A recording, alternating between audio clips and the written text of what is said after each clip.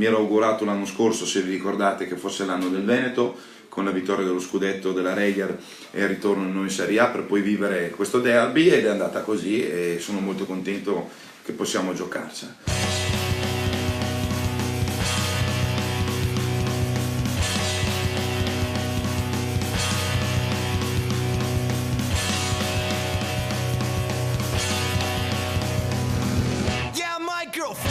A volte ritornano, e se si tratta di derby è un ritorno da grandi attese. Treviso contro Venezia, ed è inevitabile ritornare agli storici Benetton-Reyer dagli anni 80 in poi, fino all'ultimo scontro nel 2012 in un Palaverde che all'epoca era casa di entrambe le squadre.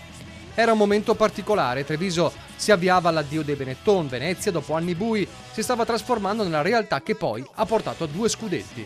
E adesso il ritorno, ma la De Longhi e coach Menetti sanno che questa è tutta un'altra storia. Sarà un derby nuovo, ecco, mi piace. A parte che noi siamo nuovi, perché è inutile che...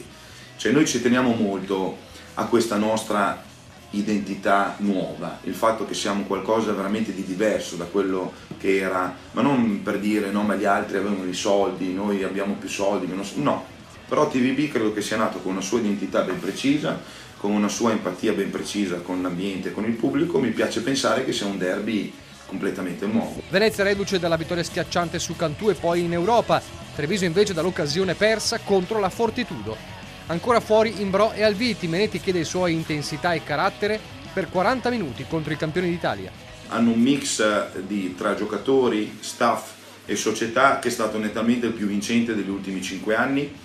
È stato un mix vincente perché vincere 2 scudetti in 3 anni, e comunque negli ultimi 5 anni loro sono sempre arrivati nelle 4. Nulla è impossibile, fa capire Menetti, e tanto per ricordare, quell'ultimo derby al Palaverde lo vinse Treviso. Da nostra parte non servirà una giornata, una serata, una notte magica, ma stavolta serve veramente una notte indimenticabile. Ecco, questo.